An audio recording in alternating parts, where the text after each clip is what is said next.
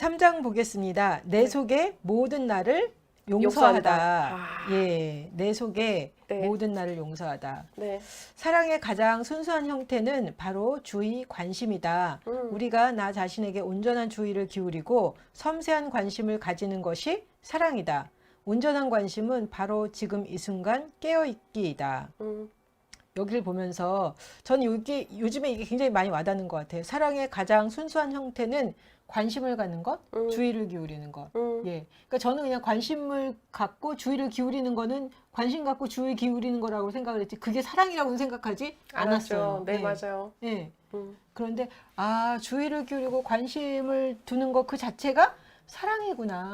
그리고 맞다라는 생각이 들면서 좀 굉장히 저한테 좀 이렇게 새롭게 많이 와닿았습니다. 예. 또 이런 이야기가 있는데요. 나는 혼란과 슬픔이 사라지기를 바라는 작은 자아가 아니라 고통을 수용함으로써 더 큰 자아를 느끼게 되었다. 슬픔과 무기력, 허무함, 고통, 절망에 빠진 나를 친절하게 돌볼 때 나에게 다가온 모든 순간을 예스라고 인정할 때 우리는 완전한 현존을 이룰 수 있음을 알게 되었다. 예. 많은 때 그냥 이게 아마 제가 보기에는 편해서 그러는 것 같아요. 혼란과 슬픔이 사라지기를 바라는 작은 자.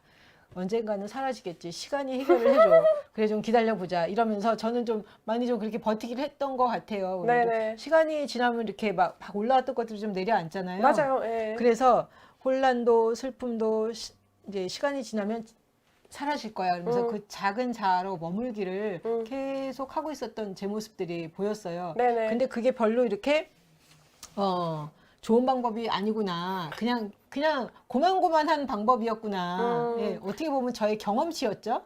그렇죠. 근데 그게 첫 번째 단계기는 해요. 해결 중심 상담에서의 첫 번째 단계. 그러니까 예를 들자면 당장 이제 선생님이 저한테 상담을 신청한 거예요. 지금 저 죽을 것 같아요. 라고 말씀을 하셨어요. 그래서 이제 그럼 저하고 상담의 날짜를 잡을 거 아니에요. 날짜를 잡고 나면 일주일 정도 뒤에 잡는단 말이에요. 거의. 잡고 났을 때 오는 첫 번째 질문이 그때보다 마음이 어떠세요? 그럼 당연히 내려앉죠. 그렇죠. 그게 첫 번째 스텝인 거예요. 자기의 변화를 깨닫는 것. 저는 이제 대부분의 때에 그걸로 만족하는 거지. 그렇죠. 그 다음 단계로 이제 나가셔야 되는데 그걸로 나가지 않고 네. 하나님 이 혼란과 슬픔이 사라지도록 도와주세요. 막 이렇게 기도를 한단 말이에요. 네. 근데 그 저의 기도가 이렇게 딱 보니까 작은 자아더라고요. 네네. 작은 자아죠. 네, 그래서 이러다가 또 이렇게 보니까 고통을 수용함으로써 더 큰 자아를 느끼게 된다. 이제는 그냥 사라지기를 바라면서 이렇게 버티는 게 아니라 그 자체를 품을 수 있는 더 큰 자아로 네네. 이렇게 나아가는 거. 네. 나한테는 이제 그게 필요하다라는 생각이 들었고요. 네. 그렇게 이제 품을 때 사실은 내 안에 고통도 혼란도 슬픔도 이렇게 훨씬 더 이렇게 좀 넉넉하게 품을 수 있잖아요. 네네. 그래서 이제는 시간이 지나면 해결되리라 이러면서 그렇게 하지 말고 이걸 다 품고 네. 그래 하나님 제가 제 안에 이 혼란, 아픔, 고통을 좀 이렇게 주의를 기울이고 보고 하나님 제가 이렇게 품어볼게요. 이 마음에 좀 여유가 조금 생기더라고요. 네네, 맞아요. 예. 좋네요. 근데 이제 뭐 그래도 아픈 건 아픈 걸 거예요. 아프죠. 네. 예. 그래도 그거에 대한 이제 감정이나 그 후의 생각들은 선택이니까요. 그렇죠. 그렇죠. 음. 그냥 그 자체가 내가 이렇게 막 가슴이 뛰는구나 이거를 봐주는 자체가 저한테 그냥 이렇게 따뜻한 느낌이 오는 거예요. 그렇죠. 네. 아무도 그렇게 섬세하게 봐주진 않잖아요. 왜냐면 모르니까. 선생님이 아픈 거에 대해서 이제 제가 상담을 하면서도 보면 말씀하신 부분 정도 아니면 그냥 이제 통밥이라는 게 있잖아요. 상담을 오래 하니까 예. 통밥의 정도에서 이제 공감이 되는데 섬세하게 알지는 못하잖아요. 그렇죠. 표현해주지 않으면 누가 안다? 내가 그러니까요. 그러니까 다른 사람이 나한테 이렇게 주의를 기울여줘도 내가 사랑받고 있구나라는 걸 느끼게 되잖아요. 그럼요. 그러니까 보통 이제 그걸로 많이 이렇게 채우려고 했었는데 저도 그랬죠. 근데 이제 제 자신이 이렇게 내가 이렇게 힘들어하는구나. 네. 그래서 나한테 주의를 기울이는 순간 뭐라 그러나 말씀하신 대로 조금 더 내가 왜 이렇게 힘들어하는지 조금은 더 알잖아요. 그리고 맞아요. 내가 나한테 주의를 기울여 주니까 따뜻하다라는 관심 받는다라는 느낌? 그렇죠. 예. 네, 맞아요. 그 느낌이 들어서 이거 계속 해봐야 되겠다라는 생각이 들었습니다. 네. 100페이지에 이런 이야기가 있는데요. 만약 우리가 스스로를 심판하지 않는다면 어떤 일반적인 상식을 벗어난 행위나 습관에 빠졌을 때 마치 죄를 짓는 사람처럼 보지 않는다면 그것은 우리가 자신에게 줄 수 있는 가장 큰 선물이 될 것이다. 다른 사람에게도 나쁜 사람이라 비난하기 전에 단지 당신이 행복해지려면 이것만은 바꿔야 합니다라고 말해줄 수 있을 것이다. 그러한 존경과 돌봄의 분위기가 형성되면 우리는 좀 더 느슨한 가슴으로 핵심, 곧 나의 중요한 상처에 가 닿을 수 있는 공간에 한 발 들어간 셈이 된다. 왜 로마서에 그 말씀 있잖아요. 그리스도 예수 안에는 결코 정죄함이 없나니. 네. 예. 근데 왜 이렇게 많은 정죄가 그리스도인들 사이에서 일어나는지 참 저는 안타깝다라는 생각이 들어요. 그렇죠. 생각이 있으니까요. 또 판단이 있고 생각과 판단으로 말미암아 자꾸 정죄를 하는 거잖아요. 근데 나 자신만 정죄하면 되는데. 다른 사람도 정죄하고 나도 정죄하고. 네, 맞아요. 그래서 자꾸만 이렇게 올무에 갇히는 듯한. 그래서 저는 그 생각이 들더라고요. 기독교에서 가장 중요한 거는 하나님 사랑, 이웃 사랑 아니냐. 근데 왜 그렇게 그 부차적인 문제 가지고 되네, 안 되네 계속 끊임없이 정죄를 하면서 뭐라 그러죠? 비본질적인 문제가 꼭 기독교의 어떤 대표적인 예인 것처럼 이야기를 하느냐. 하나님 사랑, 이웃 사랑 안에서 보면 그 비본질적인 문제들은 정말 작은 거 아니냐라고 이야기를 하는데 네. 자꾸만 그렇게 생각하지 않고 어떤 문제를 정치화시키고 끊임없이 이렇게 뭐 막 정죄하고 자신을 정죄하고 하는 걸 보면서 안타깝다라는 생각이 들고 우리 자신을 하나님께서 자유케 하셨는데 네. 정말 그리스도 안에 그 자유함을 누리고 살고 있는가에 대해서는 좀 의문시 될 때가 좀 있습니다. 대부분의 사람들이 자기의 생각이나 자기의 판단, 그다음에 자기의 행동에 이제 옳음을 증명하기 위해서 사실 정죄를 많이 하거든요. 타인을 정죄 많이 하고 나 자신을 정죄 많이 하는 사람들 보면 앞에 장에서 뭐라고 나와 있냐면 모든 사람들은 다 옳은 사람, 그른 사람으로 표현을 한다라는 거죠. 왜냐하면 이제 내가 하고 있는 행동, 그다음에 생각, 그다음 태도에 대해서 옳음을 증거하기 위해서라는 거죠. 정당성을 찾기 위해서. 근데 그게 이제 우리의 본질적인 모습인 거죠. 뭐 그것도 그냥 받아들여 줘야 되는 부분인 것 같아요. 그렇긴 한데 전 때로는 제가 옳은 게 중요하기도 하겠지만 그게 그렇게 중요한가라는 생각도 드는 거예요. 그렇죠. 예. 어떤 사람에게는 되게 중요하겠죠. 거기다 이렇게 뭐 목숨 걸고 막 이럴 필요가 있을까? 하는 생각. 맞아요. 네. 어차피 다 지나갈 건데. 근데 또 안 그런 사람들도 있으니까. 근데 그 부분조차도 사실은 우리가 그렇게 받아들여 줘야 되는 부분인 거예요. 왜냐하면 우리가 이게 이렇게 중요한가라는 것도 우리의 생각과 판단이 이미 들어간 거예요. 그렇죠. 왜냐하면 이미 나한테는 안 중요하기 때문에. 근데 네. 중요한 사람들에게는 진짜 중요한 거죠. 목숨 걸고 있으니까 저게 저렇게 목숨 걸 일이야? 뭐 그러니까요. 이렇게 보이는 거죠. 네. 네. 그러니까 모든 사람들은 어쨌든 네. 생각과 판단이 있으니까 어쩔 수가 없죠. 그러네요. 네. 네. 우리는 자기 내면의 거부당한 삶을 똑바로 바라보기를 두려워한다. 그 결과 진정한 자기 모습이 아닌 늘 다른 사람 눈에 비친 자기 모습을 의식한다. 사람들에게 내가 어떻게 보이는가를 바라는 그 모습이 진짜 자기인 것처럼 행세하며 살아가는 것이다. 이것이 페르소나 가면 전략이다. 어떤 이들은 평생 가면에 갇혀 살아간다. 한 인간으로 태어나 자기로 살지 못한다는 것은 불행한 일이다. 자신이 부족하다는 느낌을 감추고 회피한다면 우리가 정말 살고 싶은 삶을 살지 못하게 된다. 나의 진짜 삶이 아닌 대체된 삶에 갇히게 된다. 이 미몽 상태에서 깨어나야만 비로소 자유로워진다. 그리고 지금 여기 있는 것, 즉 지금까지 외면하고 우리가 두려워했던 것들을 우리 몸 안에서 친절한 자각으로 끌어안을 때 우리는 나로 살아갈 수 있다. 자신이 온전한 존재라는 사실을 깨닫지 못하는 한 우리는 진짜 사는 것이 아니다. 라고 이야기를 하고 있습니다. 네. 자기 내면의 거부당한 삶을 똑바로 바라보기를 두려워한다. 네. 그래서 많은 사람들이 자기 자신을 보는 거를 되게 힘들어하고 그렇죠. 두려워하고. 네. 예. 알고 있음에도 사실 인정하고 싶지 않은 부분인 거죠. 그쵸. 음. 거기다가 저는 여기서 이야기 나오는 게 내가 온전한 존재라는 사실을 깨닫는다는 게 딱 반대로 이해를 했어요. 온전한 존재니까 내가 그 모든 것도 이겨낼 수 있다기보다 아무것도 그 뭐 실패나 좌절, 원망, 상처 이런 거로부터 내가 전혀 상처받지 않는다. 네. 그렇게 생각을 하는 거죠. 네. 네? 이건 완전히 반대로 보는 거잖아요. 이렇게 딱 보니까 네. 온전한 존재가 뭐 실패나 좌절 이런 거에 아무것도 상처받지 않는다 그러면은 못 느끼는 인간 아니에요. 맞아요. 느낌이 없는 인간 아니에요. 그렇죠. 네. 네. 근데 저는 그게 계속 온전하다라고 생각을 하니까 내가 뭔가를 느끼고 상처받고 힘들고 그러면 이게 굉장히 불안한 거였어요. 그럼에도 불구하고 괜찮다라고 얘기할 수 있는 게 온전함이죠, 사실. 그렇죠. 그리고 그거를 뭐 실패도 원망도 고통도 네. 이겨낼 수 있다. 네. 아프지만 이겨낼 수 있다. 이게 온전한 존재인데 왜 그렇게 못 느끼는 게 온전한 존재라고 저는 생각을 했을까? 왜 그런 거 같아요?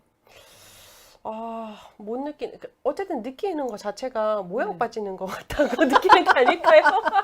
그러니까 좋은 감정에 대해서는 우리가 항상 괜찮잖아요. 성공에 그쵸, 대해서는 그쵸. 괜찮고. 근데 이제 그렇죠. 우리가 우리의 이제 실패한 과거라고 표현하죠. 거부당한 삶에 대해서 이제 인지하는 것 자체가 싫은 이유가 그런 나를 들키기 싫잖아요. 그쵸. 모양 빠지는 나를. 네, 진짜 모양 빠지는 것 같아요. 그러니까, 우아하지 않고. 그러니까요. 네. 우리가 추구하는 이제 나의 이상의 모습이 있잖아요. 근데 거기에 이제 맞물리지 않는 이미지 자체에 대해서는 불편할 수밖에 없죠. 저도 이제 뭐 상담을 하고 꽤 많이 저를 수용하지만 저도 뭐 아직까지 딱 이렇게 딱 잘라가지고 이 부분은 없었으면 좋겠어 하는 부분도 있으니까요. 그래 아마 저는 그 생각이 되게 강해서 그 뭐 실패나 좌절 이런 거 하나도 없이 그다음에 그런 거에 대해서 내가 타격받지 않고 네. 고통당하지 않는 존재가 온전한 존재다라고 그 생각이 되게 강하니까 그쵸. 이게 느끼면 안 잘- 되죠. 예, 그러니까 이게 좀 잘 뭔가가 안 맞는다라는 생각이 들었어요. 그러니까 그 관점으로 책을 보면 이게 잘 안 들어맞고 이해가 잘 안 가는 거예요. 근데 어느 순간 저도 이렇게 마음을 열고 다시 보니까 온전한 존재라는 거는 느끼는 존재, 맞아요. 고통받는 존재, 실패할 수도 있고 어렵지만 그것들을 다 그쵸. 이겨내는 존재가 아 이게 온전한 존재구나. 그러니까 드는 생각에 아 그러면 이게 안 되는데 뭐 약간 그런 마음도 들었지만 네. 살아있다는 것 자체가 고통을 느낀다는 것 자체가 살아있다라는 이야기를 하잖아요. 네네. 그러니까 그게 맞다라는 생각이 드는 거예요. 죽어있는 사람은 아무것도 느끼지 못하잖아요. 못하죠. 맞아요. 근데 제가 원하는 거는 그거였던 것 같아. 맞아요. 네. 그래야지 좀 더 나는 다른 사람을 위해서 살아가기 적합하다라고 생각했을 수도 있고요. 뭐 그랬을 수도 있고 느낀다는 것 자체가 저한테는 되게 고통이고 힘들고 그래서 느끼고 싶지 않았던 것 같아요. 맞아요. 예. 근데 잘 생각해 봐야 되는 게 우리가 조금 더 한층 나가서 우리는 아버지 자리로 가야 되는 사람들이니까 보면 나 자신을 그렇게 느껴주지 않는 사람은 타인도 사실 잘 못 느끼는 거예요. 맞아요. 제가 예전에 맞아요. 이제 되게 그 존경하는 김기성 목사님이라고 계세요. 그분 설교를 듣는데 그분이 그 얘기를 하시더라고요. 지금은 너무 멋떨어지시게 생기시고 그렇게 말씀도 하시고 그러시는데 이분이 어렸을 때 너무 힘들게 사셨다는 거예요. 시골에서 올라와서 너무 힘들게 살다 보니까 목사님이 설교 중에 그 얘기를 하시더라고요. 되게 따뜻하신 분이시거든요. 근데 나는 내가 너무 어렵다 보니까 요즘에 교인들이 와서 힘들다라고 하는 것 웬만해서는 공감이 되지 않는다고. 그런 자신을 발견하고 나서 자기가 되게 깜짝 놀랐다라는 얘기를 한번 하셨거든요. 근데 우리가 생각해 봐야 될 부분인 거죠. 내가 완전해 혹은 내가 온전해 라는 거를 추구하기 위해서 눌렀던 모든 감정들 나는 잘 살아가게 했었을지 모르지만 나와 관계하는 타인에 대해서는 우리가 또 똑같이 했었을 거라는 거죠. 한 친구가 저한테 그런 얘기를 했어요. 그러니까 그러더라고. 그러니까 나는 내 안에 어떤 그런 갈등들 이렇게 막 이렇게 막 흔들리는 이런 모습들 그 고통받는 이런 거에 대해서 이제 이야기를 했더니 나는 너쯤 되면 다 해결되는 줄 알았다. 어허. 그래가지고 아니 해결 안 되더라고. 죽을 때까지 이럴 것 같아.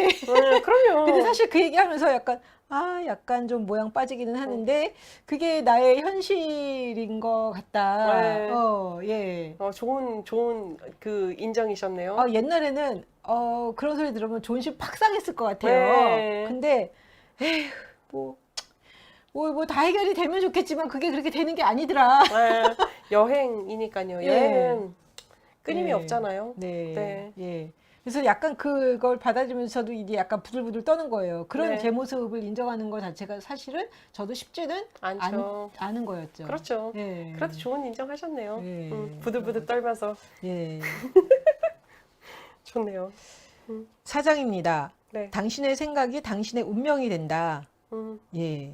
생각의 물줄기를 건전한 쪽으로 흐르게 하기 위해서는 우리의 생각 시스템을 변화시켜야 한다. 그 첫 단추가 생각의 멈춤이다. 생각은 일종의 가상현실이다. 가상현실에서 깨어나는 방법은 보통 3단계 과정을 거친다. 첫 번째, 자신의 생각을 자각하는 것. 내 머릿속 생각이 건강한지 건강하지 못한지 살펴보는 것이다. 내 생각의 질이 어떤지 인식한 다음에는 생각과 생각 사이에 공간을 두는 느낌으로 잠시 멈춘다. 그 멈춤의 공간에 선택의 자유가 있다. 두 번째, 지금 여기라는 닻을 내리는 것이다. 생각에 빠지지 않고 지금 여기에 존재하는 능력을 기를 수 있다. 세 번째, 자신의 신념과 믿음에 대한 진지한 탐구이다. 신념은 내 생각의 중심이며 지금 나의 현실에 절대적인 영향을 미친다. 우리 신념이나 믿음을 제대로 살펴보지 않으면 생각은 원하지 않는 잘못된 방향으로 흘러간다. 제한된 신념과 잘못된 믿음은 비극의 씨앗이다. 그것은 우리 삶의 매 순간을 언제나 감싸 안고 있는 창조성과 가능성을 앗아가 버린다. 삶의 모든 순간이 아름답고 재미있고 즐겁고 창조적으로 펼쳐질 수 있는데 잘못된 믿음이 그 가능성을 단단히 막아버리는 것이다. 라고 이야기를 하면서 결국은 우리의 그 생각의 물줄기를 좀 살펴서 내 생각이 건전한 방향으로 흐르고 있는지 아니면 왜곡된 방향으로 흐르고 있는지를 살펴보는 것이 필요하다. 예, 이 이야기를 하고 맞아요. 있네요. 예. 생각을 끊어내는 게 되게 중요해요. 생각을 끊는 것. 그러니까 우리가 아까 전에 뭐 예를 들자면 사랑이 없다라는 얘기를 들었을 때 거기를 또 생각하다 보면 이게 왜곡된 생각으로 자꾸 갈 수밖에 없거든요. 누구나 다 자기가 원하는 대답이 있어요. 그래서 그 대답을 얻기 위해서 계속 그 생각의 패턴을 돌려버리거든요. 그렇기 때문에 이제 되게 저 같은 경우는 이제 상담하다가 너무 이제 왜곡된 생각 때문에 힘들어 하시는 분들이면 생각을 그냥 아예 끊으라고 얘기를 해요. 저 사람이 나한테 저렇게 얘기했네? 그럼 거기서 끝. 더 이상 생각하지 말라고. 이 사장 보시면서 좀 이렇게 더 이야기하고 싶으신 부분들 있으세요? 여기에 닻을 내리는 게 되게 중요하다라고 얘기를 해요. 그러니까 보면 인간은 끊임없이 이제 자기가 이제 힘들었던 장면을 반복해서 생각한다라고 얘기를 하고 그쵸. 있거든요. 우리가 나 자신을 이제 용서하지 못하는 것, 그다음에 이제 내가 계속 이제 힘든 구렁텅이 속에 나를 밀어 넣는 방법 중에 하나가 끊임없이 그 생각에 생각을 하고 생각에 생각을 하는 것이거든요. 그런데 사실 보면 곰탕은 사실 오래 끓일수록 맛은 있잖아요. 근데 그렇죠. 생각은 오래 끓일수록 어떻게 힘들어지죠. 되냐면 파괴적이 돼요. 자기 파괴적이. 그렇기 때문에 그 생각을 끊어내고 지금 당장 내가 여기 있음을 자각하는 게 진짜 중요하다라는 생각을 하게 됐죠. 끊임없이 노력해야 되는 부분이기도 하고요. 이거는. 그렇죠. 네. 예. 생각이 운명이 되기 때문이다라는 생각이 드네요. 맞아요. 예. 놀라워요. 이런 네. 것도 그죠? 네, 놀랍습니다. 5장에 내 마음이 쉬는 의자를 마련하라 라고 이야기를 하면서요. 고요한 장소에 대한 본능적 이끌림은 아무것도 잃을 게 없는 그곳에서 안전과 평화를 느끼기 때문이다. 우리 가슴 속에 고요한 도피처에 대해서 이야기를 하고 있는데요.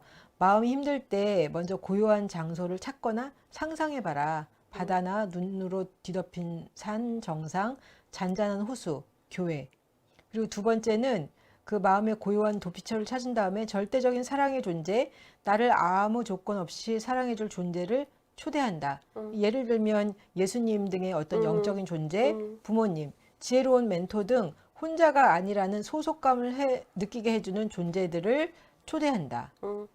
우리는 누군가의 배품으로 생명을 이어왔고 어떤 생명이든 홀로 존재할 수는 없다. 나를 무조건 환영하는 존재의 품 안에서 우리는 사랑의 감각을 일깨우고 나의 상처와 트라우마를 직접 볼 수 있다. 저는 그 시편 23편에 그 말씀 있잖아요. 사망의 음침한 골짜기를 지날지라도 해를 두려워하지 않을 것은 주께서 나와 함께 하심이라. 예. 그 말씀이 정말 위로가 많이 되는 것 같아요. 예. 맞아요. 의자 마련이 필요하죠. 여백을 마련할 필요가 있는데 그 여백이 아무한테나 내어주면 안 되고 정말 내가 수용받는다라는 느낌, 경험 그것을 초대해서 만날 수 있는 여백이 필요한 거죠. 그래야지 진짜 쉴 수 있으니까요. 선생님은 어떻게 하세요? 저도 뭐 예수님 생각할 때도 있고 아니면 아까 말씀드린 것처럼 좋은 친구들하고의 수다? 내가 뭔 짓을 해도 비판하지 않을 친구들이 있잖아요. 아니면 이제 아니면 내가 뭔 짓을 해도 비판을 할 수는 있겠지만 야 지금은 내가 비판받을 때가 아니니까 지금은 좀 수용해주면 안 돼 라고 얘기했는데 그걸 받아줄 수 있는 친구 그런 경우에 통화를 하고 나면 조금 마음이 여유로워지죠. 내 마음이 쉴 만한 안식처가 필요하다. 그렇죠. 예. 몇 가지 방법을 저는 써요. 첫 번째 가장 많이 쓰는 방법 중에 하나는 무작정 걷기. 근데 제가 걸음이 상당히 빨라요. 웬만한 남성들보다도 빠르거든요. 근데 그렇게 빠르게 안 걷고 마음이 이제 여백이 필요할 때는 천천히 걸어요. 천천히. 정말 천천히. 그리고 호흡하면서. 그게 가장 좋은 방법 중에 하나였고 두 번째는 이제 향초 켜고 앉아 있어요.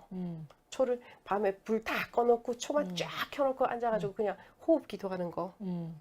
세 번째는 이제 그래도 안 된다. 그럼 이제 친구. 그게 되게 저한테는 효과적이더라고요. 근데 왜 때로는 이렇게 혼자 딱 이제 앉아 있으려고 그랬을 때 마음에서 못 견디겠다라는 생각이 들 때가 있잖아요. 그럼요. 왜 그럴까요? 누군가에게 위로받고 싶을 때가 있는 거죠. 아니면 이제 또 그런 경우도 있더라고요. 저 같은 경우는 이거는 내가 도저히 감당이 안 돼라는 거예요.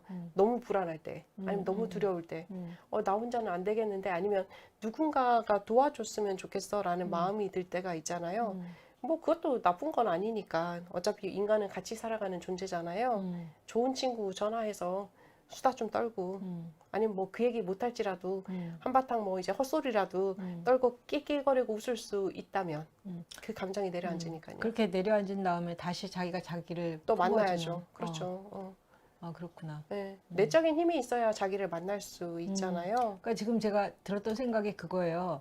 못 견디겠는데 내가 나를 품어 안으려니까 이게 잘 안 되죠. 되죠. 네, 못 견디겠는데요. 그러니까 그럴 때는 2차적으로 정말 1차적으로 뭐 기도로 네네. 나가고 네. 뭐 친구를 만나고 이야기하고 이렇게 좀 나간 다음에 그 다음에 좀 가라앉으면 다시 내가 나를 품어 안는 그 방식으로. 그렇죠. 네네. 한 번에 안 될 수도 있겠죠. 근데 안 되는 건 뭐 당연한 거 아닐까 싶기도 하고요. 왜냐면 여태까지 내가 이제 외면했던 친구들이잖아요. 이 감정이라는 것 자체가. 그러니까 한 번에 한 명씩. 안 되면 한 번에 반 명씩이라도 만나보는 작업이 필요하지 않나라는 생각했어요. 그래서 이렇게 이야기하더라고요. 치료와 치유는 스스로에 대한 부모의 역할을 다시 학습하는 것이다. 부모가 자식을 사랑하듯 스스로 자기 자신을 돌보는 법을 익히는 것이다 라고 이야기를 하고 있어요. 네네. 그래서 우리가 스스로 자기 자신의 그 부모의 역할, 아까 말씀드린 대로 이렇게 자기가 자기 자신을 껴안는 역할까지 발견해내는 것이 필요하다. 네네, 맞아요. 예. 감동적이죠. 예. 네. 이 5장 보시면서 더 네. 이렇게 이야기하고 싶으신 부분 있으면? 우리가 어쨌든 다른 어떤 것들이 아니라 이제 그 자기에 대한 질문, 이게 저는 되게 공감됐는데, 현재 상황에서 일어날 수 있는 가장 최악의 모습은 무엇이냐? 내가 두려워하는 것은 무엇이냐라는 거를 나에게 질문하고 나의 몸의 반응과 나의 마음의 반응을 살펴보면 내 마음이 쉴 수 있게 된다라는 거를 기억했으면 좋겠다라는 생각이 들더라고요. 근데 이제 그 전에는 항상 우리가 그 생각해야 되는 게 뭐냐면 나보다 나은 건 없다. 나를 잘 아는 건 나다라는 거를 기본적으로 가지고 있으면 좋겠다라는 생각했어요. 그건 자기에 대한 신뢰로부터 나오는 거네요. 그렇죠. 뭐 한꺼번에 확 신뢰가 되지 않을지라도 조금씩 신뢰하는 법을 익히면 더 높아지지 않을까라는 생각이 들더라고요. 그러다 보면 바깥으로 막 찾아 헤매지 않고 나 스스로를 발견하게 되고 예. 내 속의 대답을 찾을 수 있겠죠. 예. 네. 예, 오늘 저희가 이렇게 해서 1부와 2부를 살펴봤는데요. 자기 돌봄이라는 책. 네. 이걸 보면서 제 자신도 조금 더 발견하고 네. 그 뭐 좋은 친구도 있고 다 나를 도와줄 수 있지만 네. 누가 나를 도와줄 수 있다? 나. 내가 나를 도와줄 수 있다. 네, 나 그리고 자신이다. 내가 나를 신뢰하는 것이 참으로 중요하다는 거에 대해서 네. 다시 한번 생각해보는 시간이 되었습니다. 네. 다음 주에 저희는 이 자기 돌봄의 책 3부와 4부를 같이 나누겠습니다. 감사합니다. 행복하세요. 안녕.